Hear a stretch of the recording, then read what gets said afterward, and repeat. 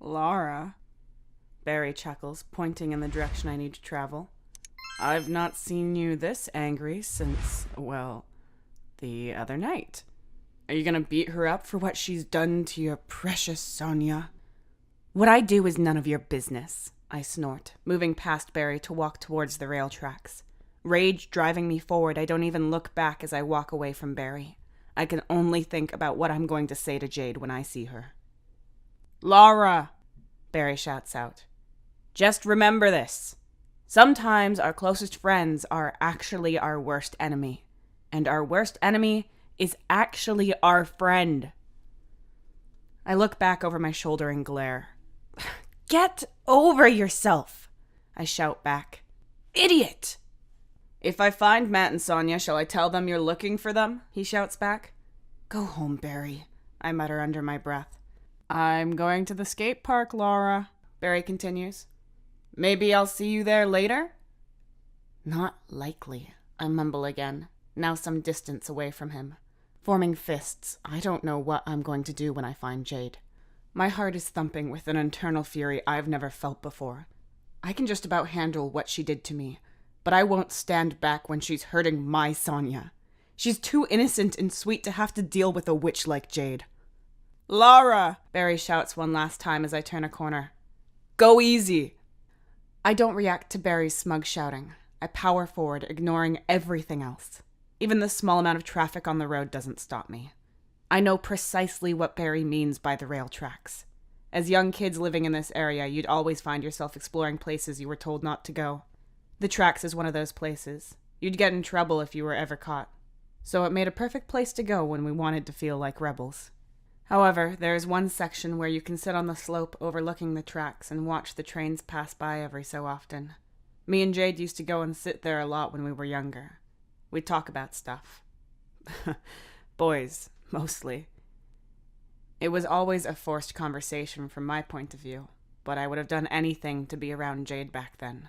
I always loved her smile, her energy, and just how vibrant she can be when excited. She somehow always made me feel so special, too.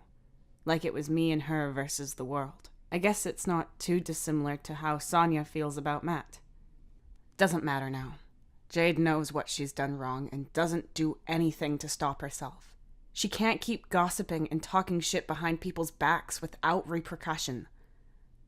I'm out of breath by the time I get to the small fence dividing the road from the dirty path leading to the train tracks. Not having to worry about hopping the fence while wearing a skirt, I jump over it so smoothly in my pants. It's almost a shame no one was around to see me.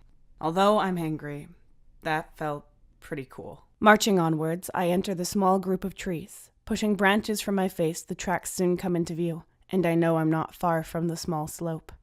Moving slowly, I brush the hair from my eyes and I look through the trees. My heart skips a beat as I catch my first glimpse of Jade sitting on the slope overlooking the tracks, completely alone. Part of me wants to just walk away. Having grown up in a broken household, I hate any sort of argument. They usually just reduce me to tears, but I have to be strong.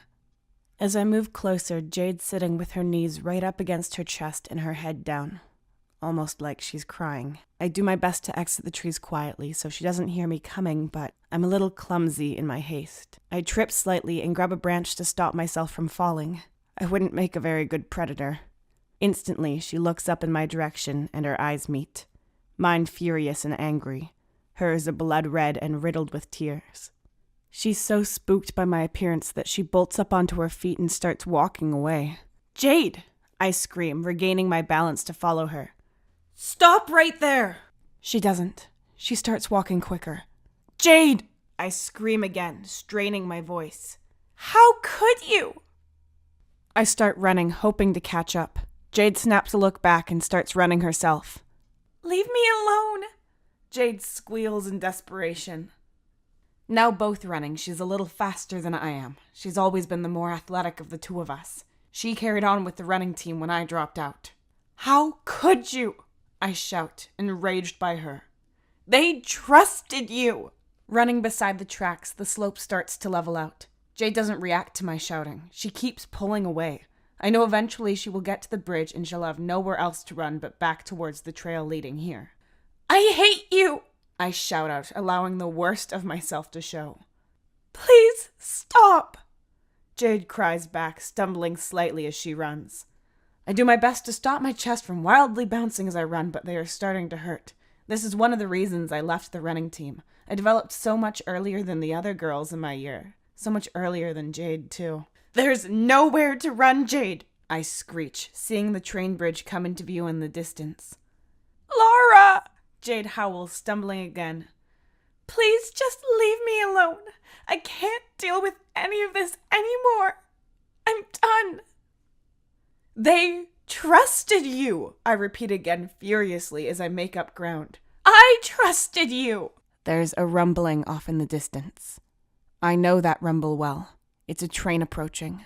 There's enough distance for both of us on the side of the tracks to be safe, but it's not ideal.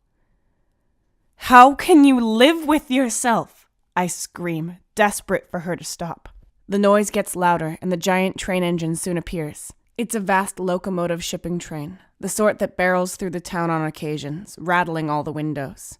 Thankfully, Jade can see it too, and her running soon slows to a gentle jog. Relieved she's run out of puff, I slow down too and gradually approach her. By this point, the train is closing in at some rate, and it would be difficult for us to speak even if we shouted at the top of our lungs.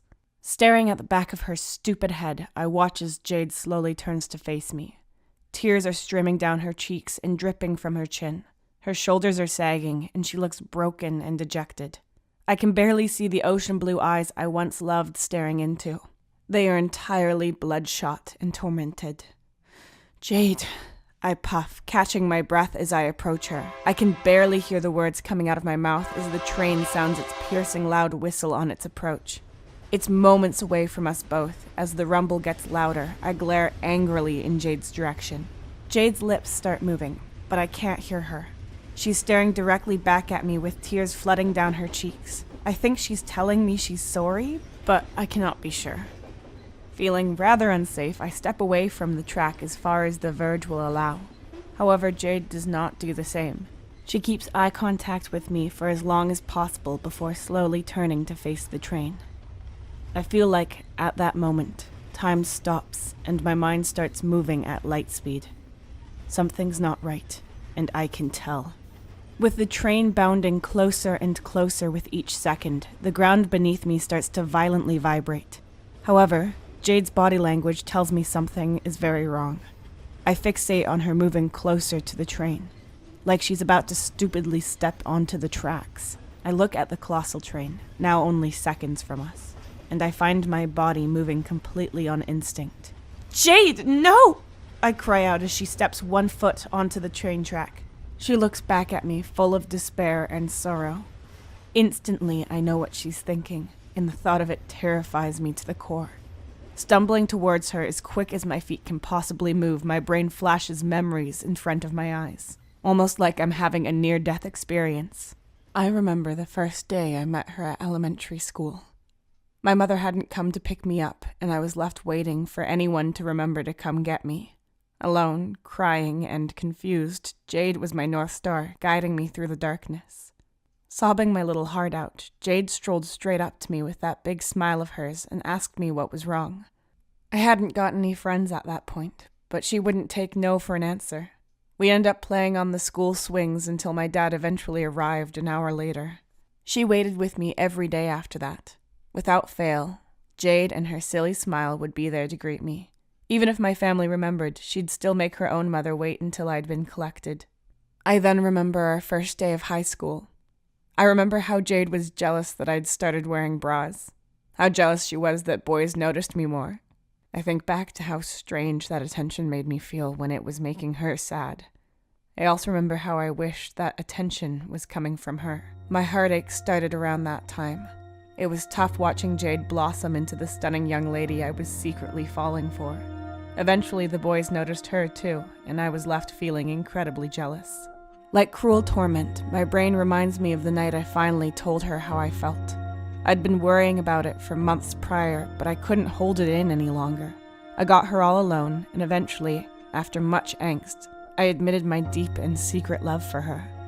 My heart is still scarred by the pain of rejection. bruised by how quickly my admission of love for her became common knowledge within the school. How quickly I was branded and teased. Why did she do that to me? Jade had always made me feel wanted, special, and valid. So why did she betray me like that? Why would she deliberately want to hurt me? I told her, knowing deep down that she didn't feel the same. Couldn't she tell how worried I was it would damage our friendship? Why did she have to tell everyone I'm gay? Like that, the sight of Jade standing fully on the tracks as the train approaches burst into the forefront of my mind. Time continues to appear to move in slow motion as I desperately run towards her. Scared, Jade looks around at me and mouths, "Sorry." My heart pounds deep in my chest. I can't let this happen. I reach out towards her and I feel hopeless. I stretch my arms as far as I possibly can. I have to pull her away from the tracks. I feel my fingertips touch her clothes, and they clamp shut. Like my muscles are powered by the thunder of Zeus, I desperately yank her in my direction. My mind goes blank as the wind pressure of the train pushes me back, and I fall to my ass in shock. Pushed up against the verge of the track like I'm nothing more than a rag doll, I'm alarmed to my core as the huge train rushes by me in front of my face. The vibration is something fierce, and I close my eyes tight, not able to comprehend what's even happening. I can't breathe, I can't think. My senses are overloaded by the noise of the massive train flying past at speed.